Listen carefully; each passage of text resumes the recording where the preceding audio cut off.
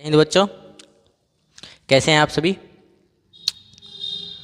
कल का टेस्ट हो गया सभी का? कैसा गया टेस्ट? गुड। देखेंगे क्या होता है क्या नहीं आएगा। तो आज हमें क्या करना है, केमिस्ट्री का रेडियो एक्टिविटी करना है, जो आपका एटम ऑफ स्ट्रक्चर के अंदर लास्ट टॉपिक है। एटम ऑफ स्ट्रक्चर में लास्ट टॉपिक है रेडियो एक्टिविटी।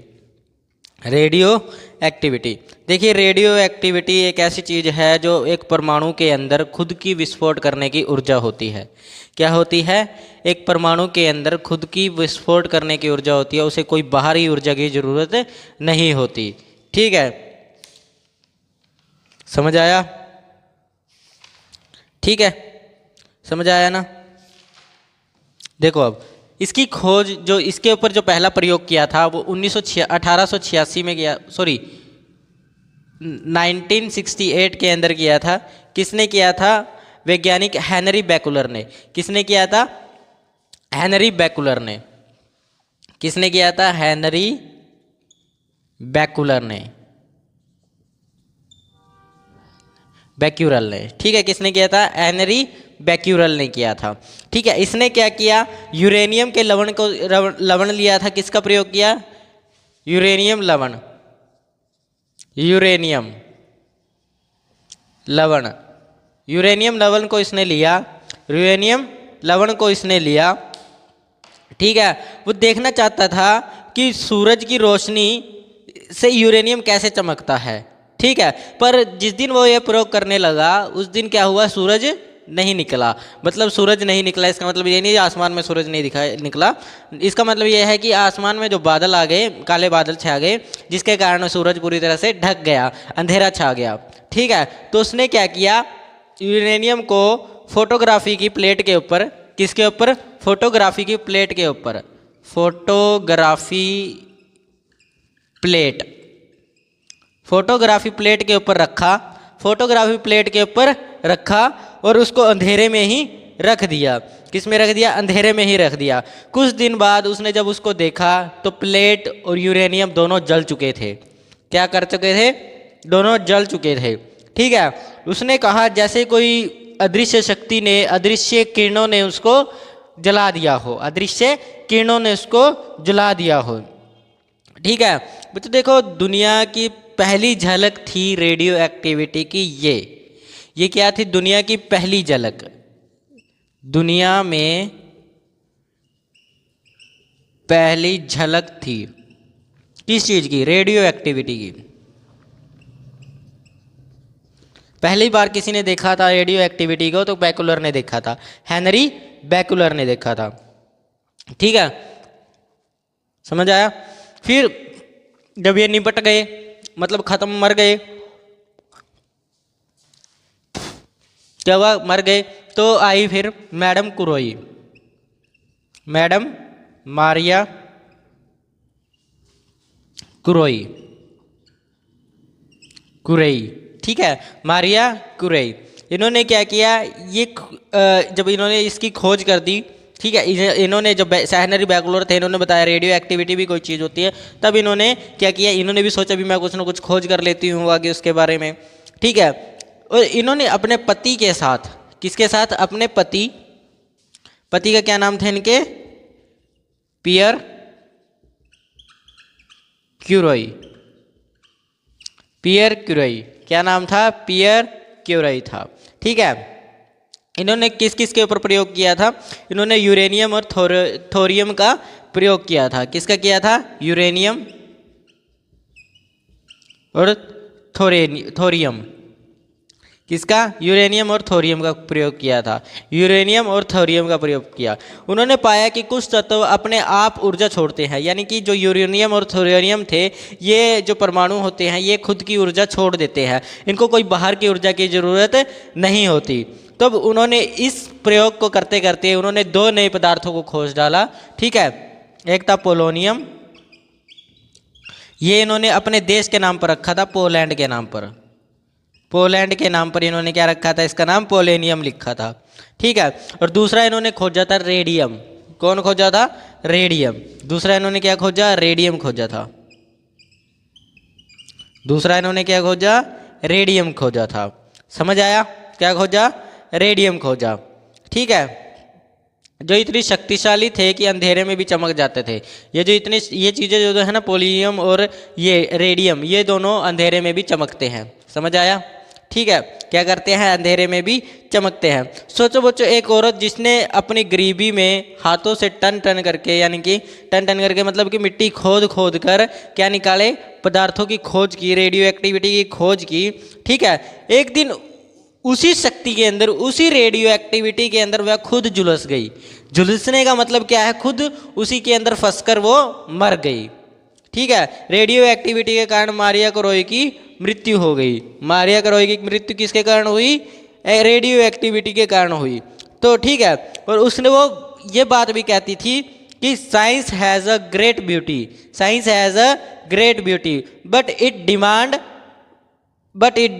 Great sacrifice. क्या? But it demand great sacrifice. ठीक है, ये उसने बात बोलती थी वो। ठीक है, देखो बेटा, एटम कभी स्थिर नहीं होता, एटम कभी स्थिर नहीं होता। कुछ एटम होते हैं जो स्थिर नहीं होते। ठीक है, कुछ परमाणु इतने भारी होते हैं कि वो अपने न्यूक्लियस का ही भार संभाल नहीं पाते। क्या नहीं कर पाते? अपने न्यूक्लियस का भार संभाल नहीं पाते। इसलिए वे न्यूक्लियस में से अपनी खुद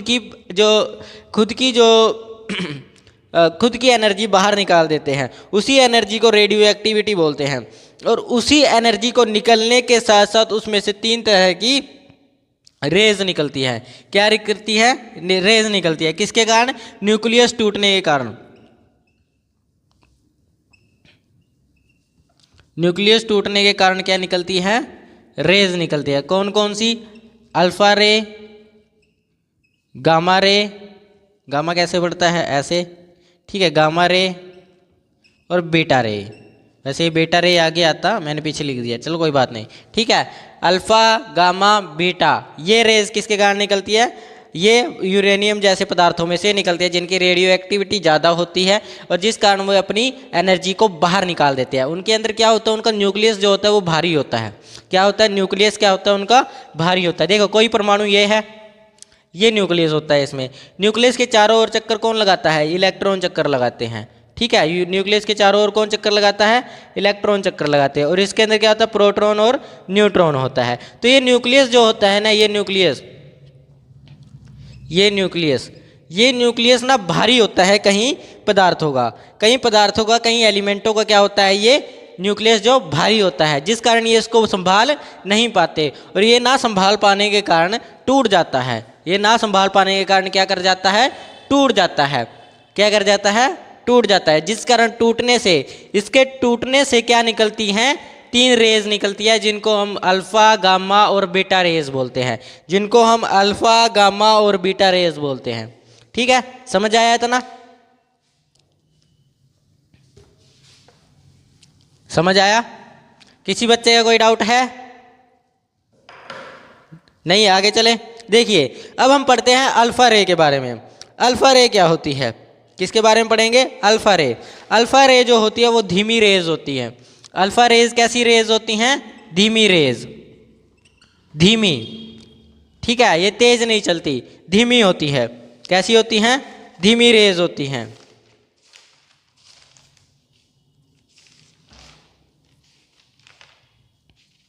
अल्फा रेज कैसी होती है? धीमी रेज होती हैं। ठीक है,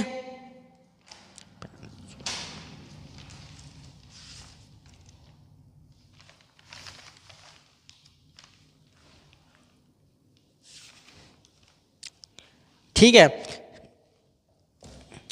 धीमी रेज होती है। और ये भारी भी होती हैं। कैसी होती हैं? भारी किरणें होती हैं, भारी किरणें।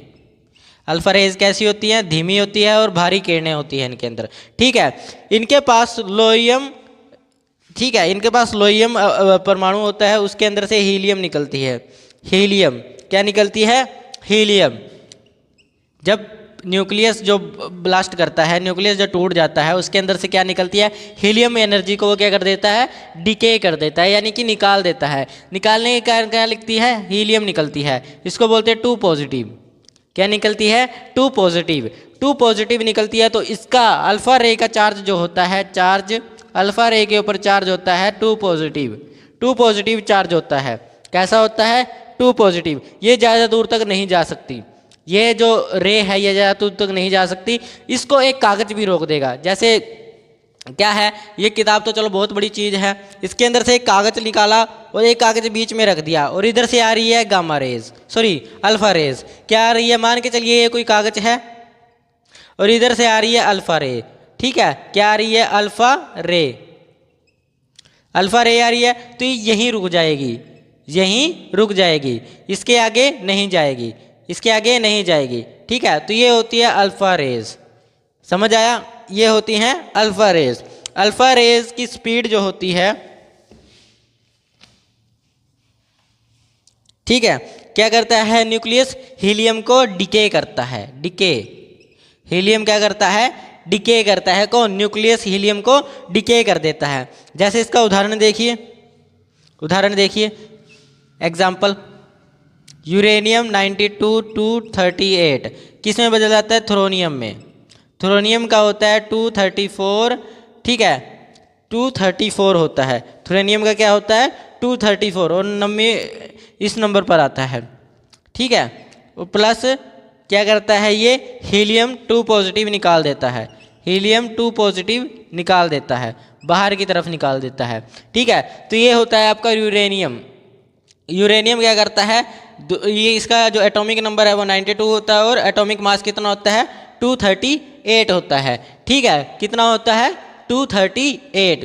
और जब ये अपने अंदर से, जब इसका न्यूक्लियस जो होता है भारी होता है, न्यूक्लियस क्या होता है इसका, भारी होता है, ये उसको संभाल नहीं पाता, तो उसका न्यूक्लियस जब टूट जाता है तो उसके अंदर से क्या, वो किस में बदल जाता है, वो थ्रोनियम में बदल जाता है, क्योंकि उसके अंदर से 4 इलेक्ट्रॉन और एटॉमिक मास बाहर निकल जाता है, जिसको बोलते हैं हीलियम। क्या बोलते हैं, हीलियम बोलते हैं। तो जिस कारण क्या बदल जाता है, थ्रोनियम में बदल जाता है और क्या निकलती है, अल्फा रेज निकलती है, किसके रूप में, हीलियम के रूप में। किसके रूप में निकलती है, हीलियम के रूप में। अल्फा रेज किसके रूप में निकलती है, हीलियम के रूप में। अल्फा रेज किसके रूप में निकलती है, हीलियम के रूप में निकलती है, समझ आया।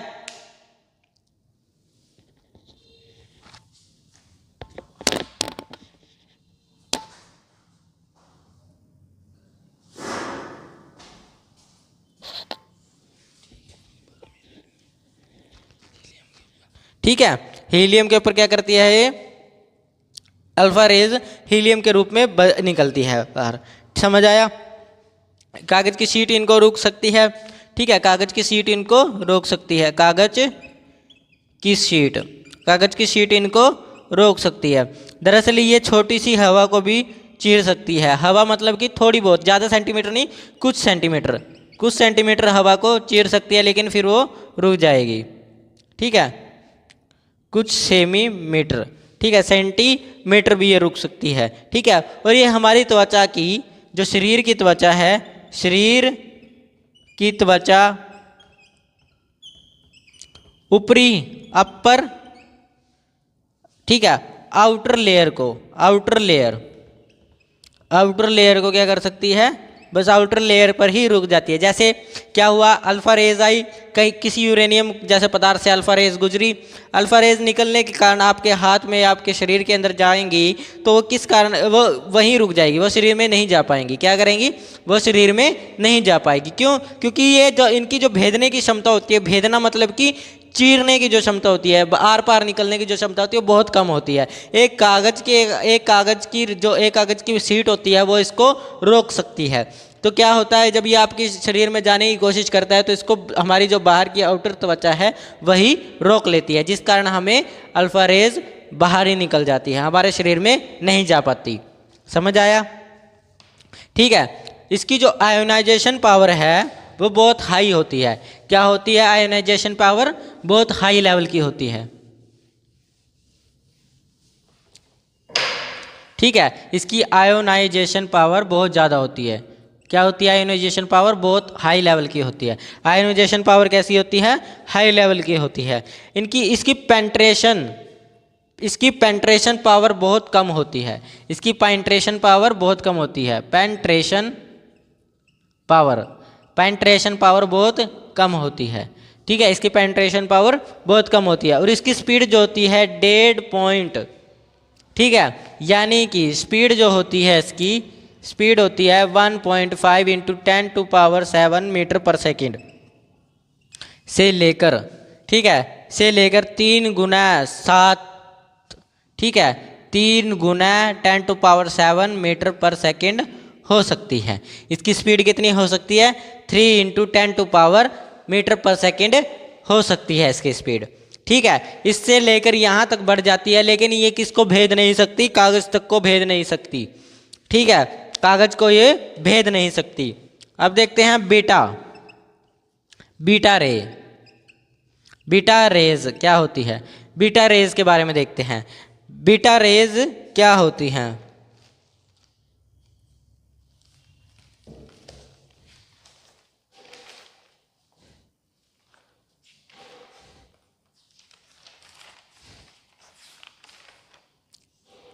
देखिए, बीटा रेज ये बहुत तेज होती हैं। क्या होती है? तेज होती हैं। इनकी रफ्तार कैसी होती है? तेज, ठीक है, तेज होती हैं, ठीक है। क्या होती हैं? तेज होती है। और इनकी जो एनर्जी होती है वो इलेक्ट्रॉन जैसी होती है, एज इलेक्ट्रॉन। और इनका चार्ज जो होता है इलेक्ट्रॉन के समान माइनस का चार्ज होता है। चार्ज क्या होता है इनके ऊपर? -1 का चार्ज होता है। क्या होता है? -1 का चार्ज होता है, ठीक है। क्या होता है? -1 का चार्ज होता है, ठीक है। देखिए, बीटा जो होता है, बीटा रे जो होती है 2 प्रकार में होती है। एक तो बीटा नेगेटिव होता है और एक बीटा पॉजिटिव होता है। 2 तरह की होती है ये, एक बीटा नेगेटिव और एक बीटा पॉजिटिव। जब न्यूट्रॉन प्रोटॉन में चेंज होता है तब बीटा बनती है। कौन सी बीटा? Negative beta. जब न्यूट्रॉन किस में बदलता है? प्रोटॉन में बदलता है, ठीक है, तब क्या बनती है? माइनस की बीटा बनती है। और पॉजिटिव में प्रोटॉन न्यूट्रॉन में चेंज होता है। प्रोटॉन किस में चेंज होता है? न्यूट्रॉन में चेंज होता है। देखिए, बीटा के अंदर क्या होता है? न्यूट्रॉन टूटकर प्रोटॉन में चेंज हो जाता है, बदल जाता है। किस में बदल जाता है? प्रोटॉन में बदल जाता है। और क्या क्या निकालता है ये? ये क्या क्या निकालता है?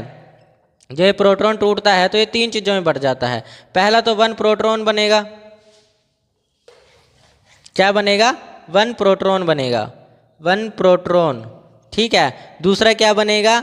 एक इलेक्ट्रॉन बनेगा। ये एक इलेक्ट्रॉन बनेगा जो नेगेटिव चार्ज देता है। बीटा नेगेटिव इस कारण दिखता है, ठीक है। एक बनेगा 1 न्यूट्रिनो, 1 न्यूट्रिनो बनेगा, ठीक है। क्या बनेगा? 1 न्यूट्रिनो बनेगा ये, ठीक है। और जब ये टूटता है,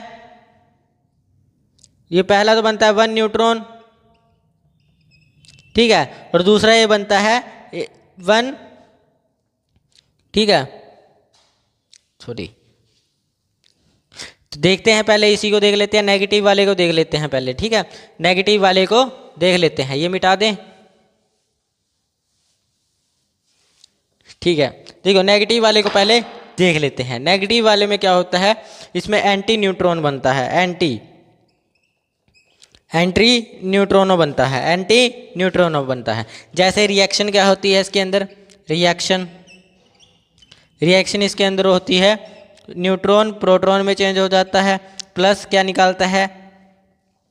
प्लस इसमें से एक नेगेटिव निकलता है और प्लस V एनर्जी निकलती है इसके अंदर से, ठीक है। तो ये इसके अंदर रिएक्शन होती है।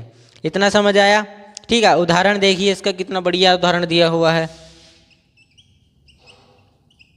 उदाहरण कार्बन 14 दिया हुआ है, कार्बन 14 दिया हुआ है, ये नाइट्रोजन में चेंज हो जाता है, 7 14 आ जाता है, ठीक है। प्लस ऑफ ये क्या निकालता है? एक इलेक्ट्रॉन निकाल देता है और प्लस V पॉजिटिव। समझ आया? तो ये होता है आप लोगों की, इसकी रिएक्शन होती है। और ये सबसे बेस्ट एग्जाम्पल है इसका। समझ आया? किसी बच्चे का कोई डाउट है? नहीं? क्या? हाँ, ये हमारे लिए हानिकारक नहीं होती, ये इतनी हानिकारक नहीं होती, ठीक है। और जैसे अल्फा रे है, लेकिन उससे ज़्यादा होती है हानिकारक, अल्फा रे से ज़्यादा ताकत होती है इसके अंदर। लेकिन जो बात लगाई जाए तो ये हमारे लिए हानिकारक इतनी खास भी नहीं होती, ठीक है। इतना समझ आया? आगे देखिए, पॉजिटिव के बारे में देख लेते हैं। यहाँ पर बना देता हूँ पॉजिटिव। देखिए, पॉजिटिव के बारे में देखते हैं। B positive, beta positive, second वाला, ठीक है। ये किससे बनता है? जब एक जब एक प्रोटॉन न्यूट्रॉन में बदलता है। क्या करता है जब प्रोटॉन न्यूट्रॉन में बदलता है? प्रोटॉन किस में बदलता है? न्यूट्रॉन में बदलता है। क्या करता है? प्रोटॉन न्यूट्रॉन में चेंज हो जाता है। ठीक है, और जब ये चेंज होता है न्यूट्रॉन में प्रोटॉन, तो ये क्या बनता है? एक तो न्यूट्रॉन बन जाता है, ठीक है, एक तो न्यूट्रॉन बन जाता है, दूसरा ये एक पॉजिट्रॉन बन जाता है। एक पॉजिट्रॉन क्या बन जाता है? एक पॉजिट्रॉन। ठीक है, न्यूट्रॉन के आगे होते हैं ये एक न्यूट्रिनो में बदल जाता है। एक न्यूट्रिनो, एंटी वाले में नहीं, पॉजिटिव वाले में न्यूट्रिनो क्लॉकवाइज बन जाता है, क्लॉक वाला। ठीक है, इसकी रिएक्शन देख लेते हैं।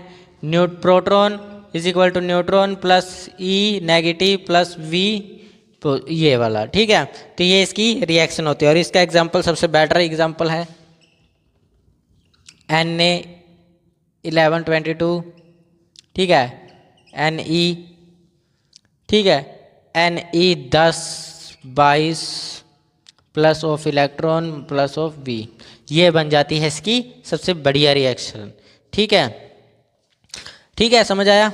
और बी नेगेटिव का जो चार्ज होता है, बी नेगेटिव जो होता है उसका मास जो होता है, mass is equal to 1/8636 of proton, proton के बराबर होता है। यहाँ लिख देता हूँ P, प्रोटॉन के बराबर होता है। ठीक है, और इसका जो होता है नेगेटिव वाले का, सॉरी पॉजिटिव वाले का लिख देता हूँ, ये मिटा दूँ।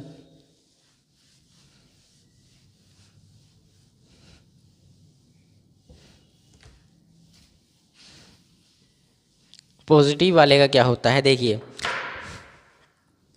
पॉजिटिव वाले का मास जो होता है, पॉजिटिव का मास होता है, ठीक है, किसके बराबर? एक इलेक्ट्रॉन के बराबर होता है, इलेक्ट्रॉन के बराबर। ठीक है, पॉजिटिव का जो मास होता है वो किसके बराबर होता है? एक इलेक्ट्रॉन के बराबर होता है। इतना समझ आया? ठीक है, अब इसको रोकने के लिए क्या चाहिए? रोकने के लिए एक बड़ी सारी एल्यूमिनियम की शीट चाहिए। रोकने के लिए क्या चाहिए? एल्यूमिनियम की शीट। कागज़ को तो ये भेद जाती है, कागज़ लिया आपने, कागज़ को ये भेद जाएगी, ऐसे पार हो जाएगी इससे। ठीक है, जैसे ये कागज़ है, इस कागज़ से तो ये आर पार हो जाएगी। लेकिन अगर एल्यूमिनियम की शीट ले, एल्यूमिनियम शीट, ये एल्यूमिनियम शीट को क्या नहीं कर पाती? भेद नहीं सकती। एल्यूमिनियम शीट को क्या नहीं कर सकती? भेद नहीं सकती, यानी कि आर पार नहीं कर सकती। समझ आया? आगे देखें। ठीक है,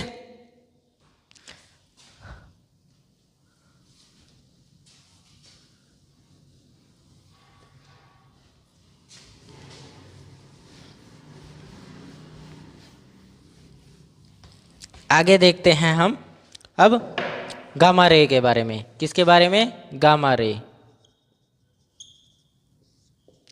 गामा रेज। क्या हुआ?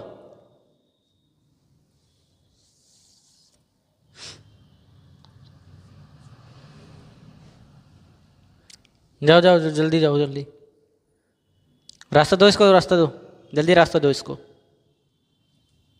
जाओ जाओ निकलो जल्दी, इसको देखना जी। सर देख लेना आप इसको। जाओ जाओ जल्दी जल्दी जल्दी जल्दी। तुम खाना नहीं खा के आती क्या? ये लड़कियों को पता नहीं सुबह का क्या होता है। आप उपवास रखते हो क्या सुबह सुबह? देखो बीमार होगी। जाओ।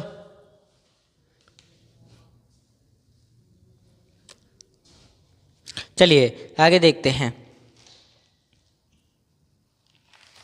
खाना वाना खा के आना चाहिए इंसान को सुबह सुबह। ठीक है, इसके पास ना तो कोई द्रव्यमान होता है, इसके पास ना तो कोई मास होता है, ना मास और ना कोई चार्ज। ये कोई चार्ज नहीं होता इसके ऊपर, ना मास होता है। ठीक है, ये प्योर एनर्जी होती है। क्या होती है ये? Pure energy. It is a pure energy, it is a pure energy. क्या होती है? प्योर एनर्जी होती है। ठीक है, जैसे भगवान का आदेश हमको दिखाई नहीं देता लेकिन वो काम का असर उतना ही करता है, तो वैसे ही ये करती है। ठीक है, ये शीशे को भी चीर सकती है, शीशा। तुमरे वाला नहीं मैं बोल रहा, लड़कियों वाला नहीं, वो छोटा सा गोल गोल सा चीज़ा होता है वो वाला नहीं मैं बोल रहा, बड़े शीशे को ये चीर सकती हैं। क्या सर हमारे ऊपर ही लेते हो, हम क्या इतनी वो है।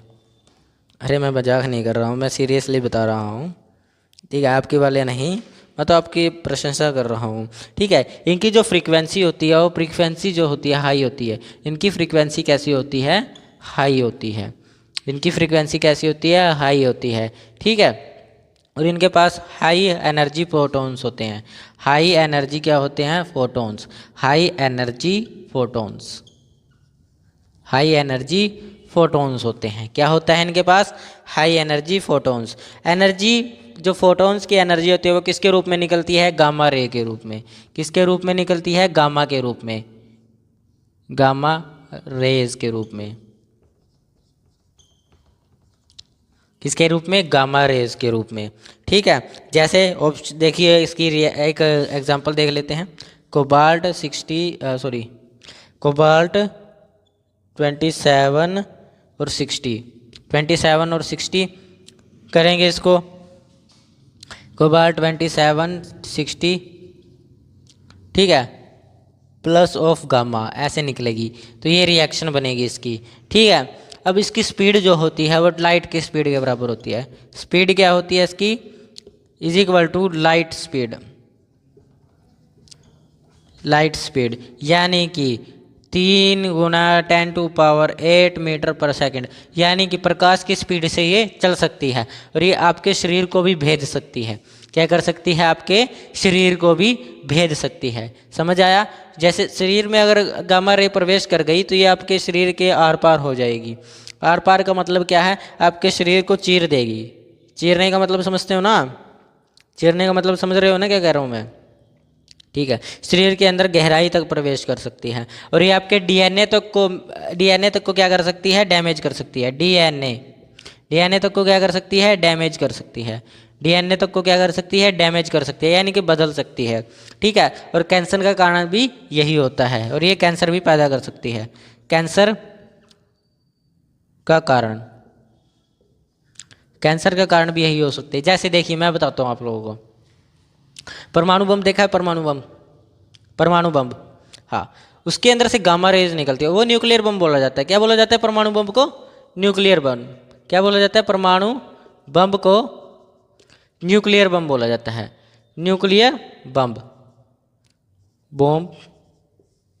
क्या बोला जाता है, न्यूक्लियर बम बोला जाता है। जब ये फटता है ना, इसके अंदर एक संलयन प्रक्रिया चलने लग जाती है। कैसी प्रक्रिया, संलयन, hydrogen to helium, hydrogen to helium, hydrogen to helium, संलयन प्रक्रिया चल रही है, ठीक है। उसमें से क्या क्या निकलता है, उसमें से रेज निकलती है, गामा रेज, ठीक है। क्या कौन कौन सी rays, gamma rays, alpha rays और कौन सी, बीटा रेज। देखिए ये आपको नुकसान नहीं पहुंचाती, लेकिन ज़्यादा हाई मात्रा में निकलती है तो नुकसान पहुंचाएगी। लेकिन जो ये गामा रेज निकलती है, ये गामा रेज निकलती है, इस कारण हमारे शरीर का जो डीएनए होता है वो चेंज हो जाता है। इसीलिए कोई भी देश इसका रिस्क नहीं लेता भी हम कहीं पर बम फोड़े, परमाणु बम गिर दें, परमाणु बम से किसी देश को उड़ा दें। लेकिन एक बार अमेरिका ने किया था जापान के ऊपर क्या किया था, परमाणु बम का हमला किया था। तो परमाणु बम जब वहाँ फूटा ना, तो वहाँ के लोगों का जो डीएनए था ना वो चेंज हो गया। क्या हो गया, डीएनए चेंज हो गया। ऐसे होता है डीएनए की शेप, डीएनए क्या हो गया, चेंज हो गया। इनके अंदर ऐसे लिटमस होती है अलग अलग तरह की, जब बायोलॉजी कराऊंगा तब बताऊंगा, ठीक है। डीएनए क्या था, चेंज हो गया। और आज के टाइम पर वहाँ के जो बच्चे हैं, वहाँ के जो आगे जनरेशन आ रही है, वो टेंटेड पैदा हो रही है, टेढ़ी टूढ़ी। किसी का हाथ पूरा नहीं बना, किसी का सिर अंदर तक रह गया, किसी गर्दन अच्छी तरह से नहीं बनी, किसकी 3 आंखें निकल गई, किसी की 2 आंखें निकल गई, किसी की 1 आंख निकल रही है, कान पूरे नहीं बने, ठीक है। किसी की लातें छोटी रह गई, एक बड़ी होगी एक छोटी लात होगी, ठीक है। किसी का शरीर, कमर ही पूरी तरह से नहीं बनी, कमर पूरी झुकी हुई बनी है। तो वहाँ के बच्चे ऐसे पैदा हो रहे हैं, ठीक है। किसी के टांगे काम नहीं कर रही है, मतलब डीएनए चेंज होने के कारण उनका क्या हो गया है, पूरी जो जनरेशन है वो बेकार जनरेशन हो रही है। जो ये कहाँ हो रहा है, जापान के अंदर हो रहा है। और जापान के पास खुद की आर्मी नहीं है, जापान के पास खुद की आर्मी नहीं है, वहाँ अमेरिका की आर्मी तैनात रहती है, ठीक है। तो परमाणु बम क्या कर सकता है, आपके डीएनए को डैमेज कर सकता है। इसीलिए कोई भी देश उसका रिस्क नहीं लेता, क्योंकि अगर वह फूटा तो वो असर अपने देश पर भी करेगा। फूटा कहीं पर हमने घेरा, हमने धमाका किया उससे, तो असर हमारे देश की तरफ भी करेगा, क्योंकि हवा के अंदर चलती हैं रेज, और गामा रेज तो हवा को भेद भी सकती है। ठीक है, तो इसी कारण उसका ज़्यादातर यूज नहीं किया जाता। समझ आया? किसी को कोई डाउट है? तो आज के लिए इतना ही। कल हम करेंगे नया चैप्टर शुरू। ठीक है, कल हम करेंगे नया चैप्टर शुरू। तो आज के लिए इतना ही।